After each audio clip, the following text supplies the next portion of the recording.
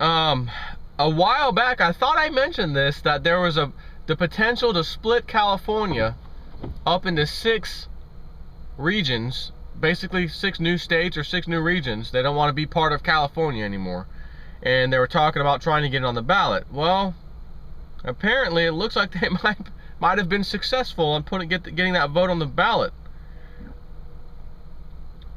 Let me scroll down here. A plan backed by venture capitalist Tim Draper to split California into 6 states has gained enough signatures to make the November 2016 ballot, the plan's backers say. A Twitter account belonging to the nonprofit 6 Californias tweeted on Monday that they will be submitting signatures in Sacramento tomorrow for placement on the November 2016 ballot. Stay tuned for coverage. On Tuesday, Draper told USA Today the campaign had generated 1.3 million signatures, well over the approximately 808,000 needed. Draper is a founding member of the venture capitalist firm Draper Fisher Jurvetson, known for its investments in successful growth ventures such as Hotmail, Badu, Tesla Motors, and Skype. Recently, Draper won the federal government's auction of bitcoins once owned by online drug portal Silk Road. He championed the political breakup of the state for over a year, but it's taken until recently for the plan to gain some momentum. Draper and other supporters of the breakup argue that the state's 38 million people would be better served by smaller governments and elected officials who would be able to work more closely with their constituents in the closer community. If we have 6 Californias and we in effect dissolve the one we've got, those 6 allow us a new start. Each state, the new states, 6 of them, which would have its own capital and legislature, would be able to write its own constitution. The 6 carved out states would look like this: Jefferson, the northern part of the state, North California, the wine country counties, Silicon Valley, including San Francisco, San Jose, and San Francisco Bay Area, Central California, West California, and South California. The plan has met with resistance from California's Democratic majority, and a field poll found 59% of California's surveys were against the plan.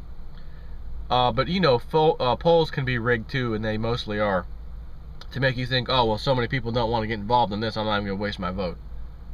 It's all a lie. Get your butt out there and go ahead and do the vote.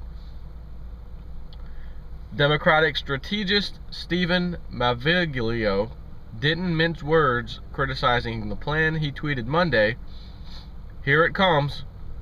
Colossal waste of time, energy, and money that will hurt the California brand and investment." That's the status quo. That is the ruling party type of comment. Ruling party probably isn't the best word. Ruling regime is really probably a better word, because this regime that rules over us in all of our states and all of our federal government, they're all part of the same club. You may know them as Democrats, and someone else might know them as Republicans and this or that. Basically, I like to just use the word politician. Like the old story goes, you know, how do you know when a politician's lying? Because they're moving their mouths. It is unbelievable. So, more power to California. I hope, really, really hope, you're successful, because that would be one of the biggest wake-up calls to the federal government, that you have completely overstepped your boundaries, and we've had enough as people. Have a nice life. We're starting our own new states with our own new elected officials, and I think, of course, the hopes are going to be we're going to start electing people no one's ever heard of. Let's just get some new people in here to run things. Now, what would suck is if they do this and a massive line of career-type politicians are standing in line, vote for me for this region, vote for me for that region, and I'll promise you this, and I'll promise you, and then they get in, and once again, the same crap is happening, the same corruption's happening, the same backroom deals are happening, all on a smaller scale. Because now California's in 6 pieces instead of 1. That would not be good, because then you have all these additional pieces of government that have to be paid for and dealt with. It would be a nightmare. But it would at least let the federal government know, hey, the people are actively trying to figure ways out away from you because they've had enough. And of course, what's the next step? The next step is, okay, federal government, you are continually raping and pillaging the Constitution. We've already split the state up, let's say it's successful,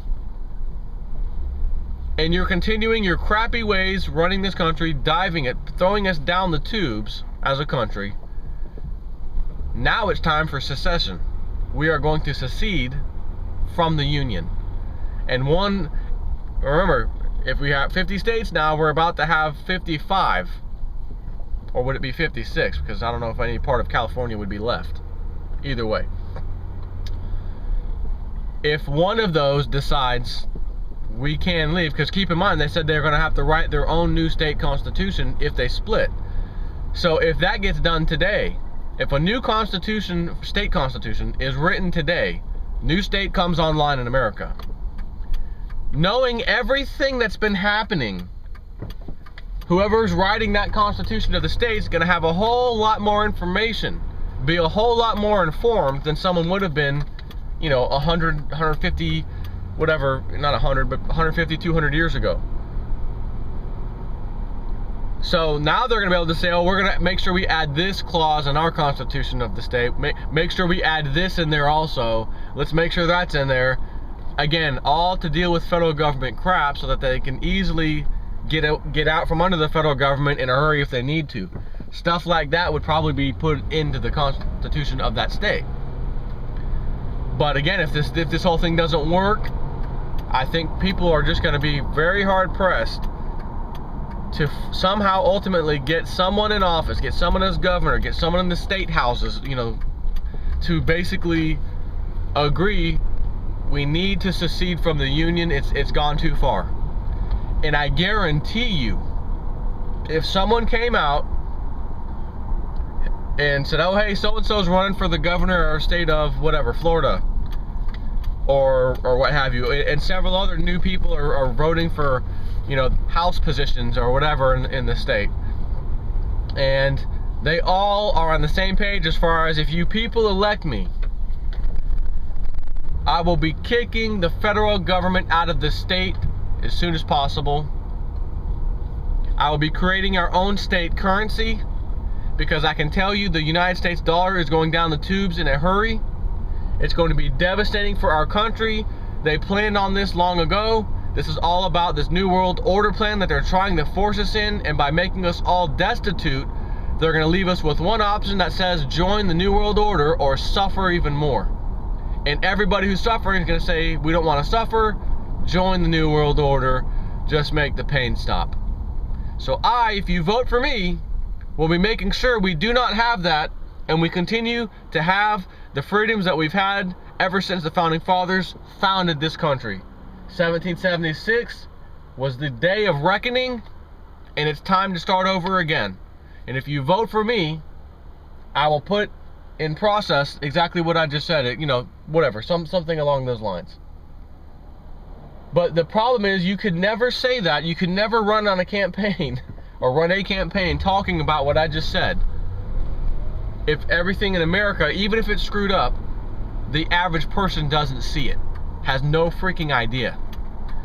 The fact that all of these African American well-known people who made it on the news, who were supporting Obama, are now stating, he lied to me, I'd been had, we made a mistake, we bought his lies. That tells me there are quite a few people paying attention. So now could be that time. That 2016 vote, I think, could be absolutely critical. Not to say that even if someone comes out in the massive amounts of Americans out there vote for this person, everyone's talking about it, it's on social media, And if you just spend any time on any social media site, you would figure out, oh my God, America is voting for this person. Clearly, without the votes even happening yet. There's so much talk, social media, everyone's behind this guy. He's going to be the president without a doubt. You know, Rand Paul, let's say, whatever. And then all of a sudden the vote takes place. 51 to 49. Ah, Rand Paul just lost, just by a hair. Damn it. We'll get him next time. Just like the last vote and just like the vote before that. Which is the point of this is the votes are rigged. And they rig them when they need to rig them. So the only way to solve this problem of vote rigging is to have exit polls by people, average citizens standing there in your voting precinct who decide whether you vote or not that day, or you know, during the voting period, that you stand out there with a pad and pencil, or maybe your smartphone if there's an app out there, and you are logging. Sir, did you exit poll?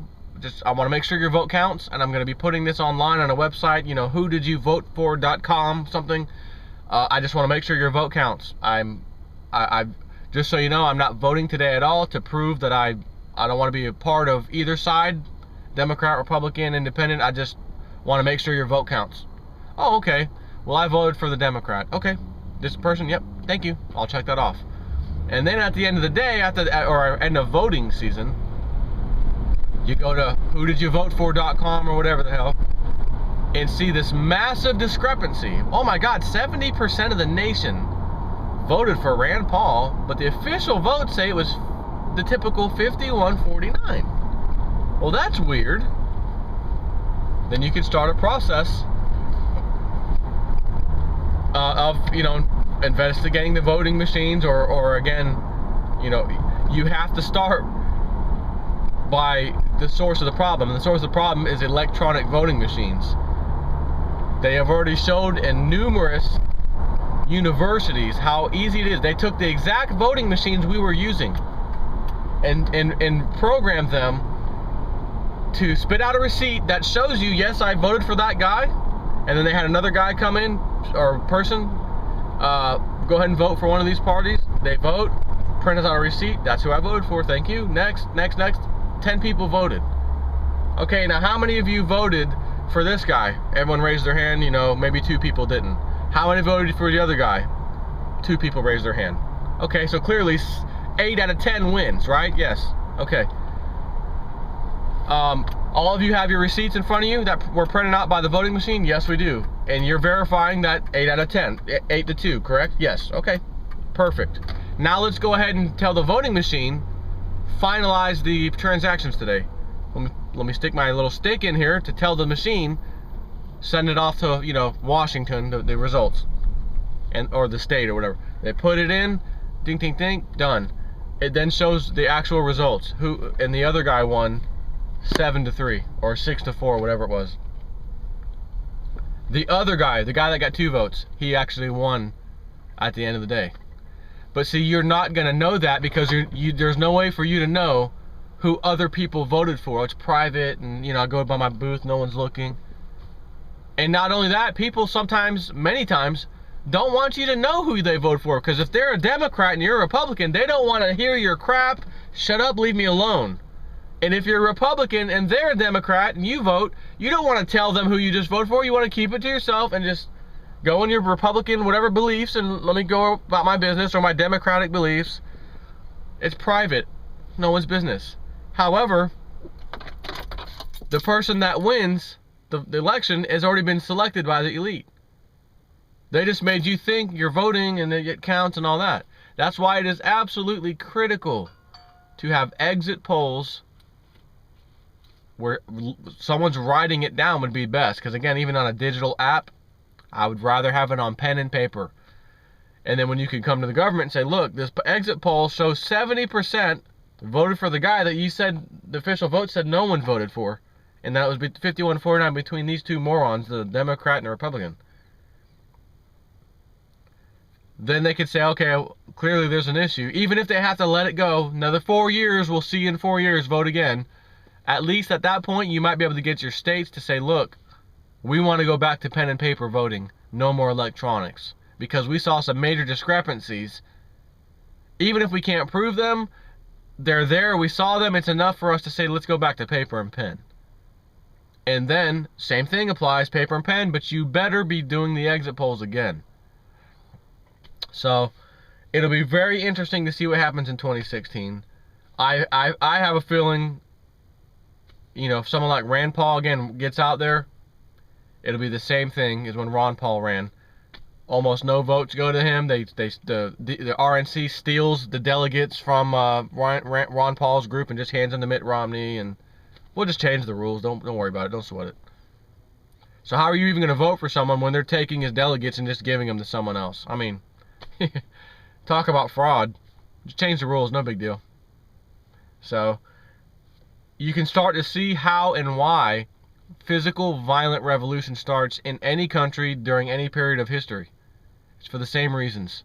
The only thing that changes is the technology. The same things happen. They may happen slightly different, but they basically happen. They happen the same way as they did in the past. And by the time everyone figures out we're being lied to and being cheated, now we can't even vote for someone we want. By that time, the laws in your country have changed so greatly, if you say anything about this or protest about it, you're going to be labeled a terrorist, and we're going to sentence you to whatever in our own little custom prison. You will get no due process of law. You're not going to see an attorney. You're not going to go to the news. You're not going to go in. No one's going to know about you. So just shut up and stop protesting, or else. And in case you're wondering, National Defense Authorization Act of, I think, 2012, 2013, 2014, all of them have pretty much set in stone that the government has the authorization to do just that. Hold you for any length of time, for any reason they can come up with, without allowing you any due process of law, which is absolutely critical for a country to remain free. It's already on the books as law. How many people in this country actually know that? Hardly any. So, people are going to see history repeat, unfortunately. Take care.